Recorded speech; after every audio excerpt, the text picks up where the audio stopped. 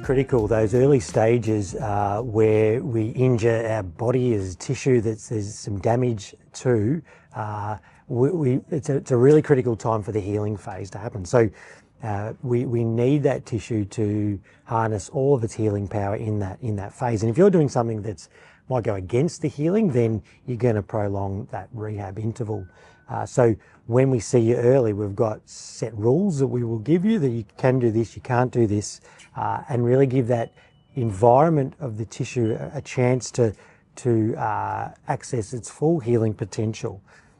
If we don't do that and we let it go, things like you build up scar tissue, might be an Achilles tendon that you tear, and if you don't get onto it early, the tissue can become structurally poor over time, and the scar tissue might build up. And so in that state, we see people coming back with things like Achilles tendonitis, or we call it Achilles tendinopathy, because they haven't got onto it early enough. And those things, Achilles tendinopathy or tendonitis, might last for 6, 12 or 24 months. So intervening early on a tendon injury is critical. Another example might be a shoulder injury. You strain your rotator cuff.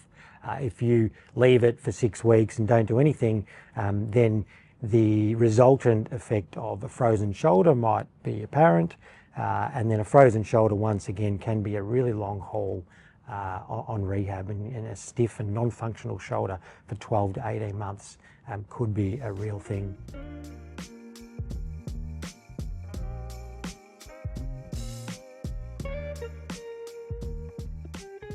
At times we get in the way of our own body.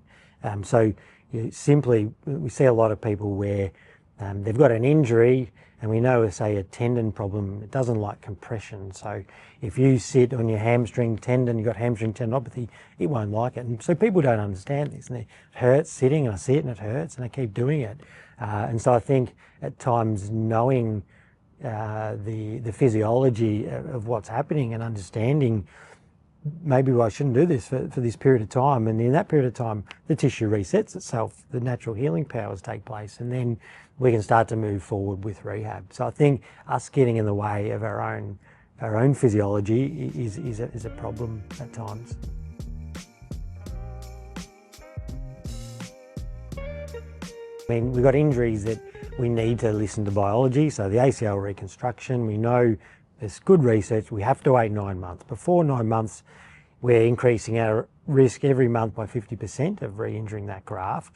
9 months is this threshold where we're reducing our risk. So biology is important, but the really important parts of using ACL as an example again, it's the neuromuscular control of the knee. So, you can use biology and timeframes, but if you haven't restored the capacity of that joint or the muscle system around that joint to be able to cope with the demands of the sport, we're fraught in letting you go back to play that sport. So I think it comes down to a good early assessment, good early rehab to try and negate some of these neuromuscular changes we see with injury, so that when we're happy with the biology and the timeframes, it's good, it's ready to go from that perspective, that your neuromuscular system is up to scratch as well. It's when you get an imbalance and time biology's there, but your neuromuscular system's not there. Well, we can't let you go back until you've done the work to get there.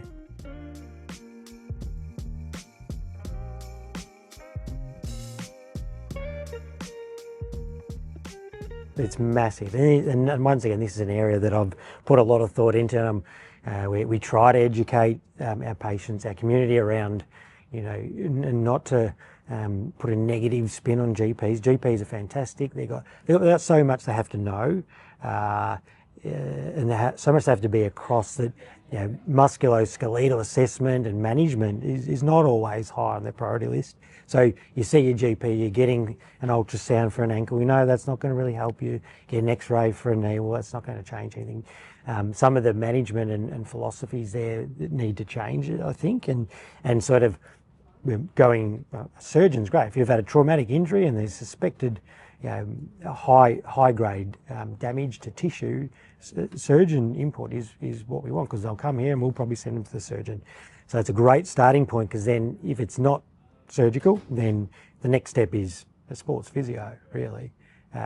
So or a sports medicine if it's injections, or if it's further imaging, or if it's problematic, difficult case. But yeah, it's invaluable to have this resource to go and beat the system and stop this merry-go-round of GP scan, not really making any progress at all on your injury. You're just in a cycle of nothing really.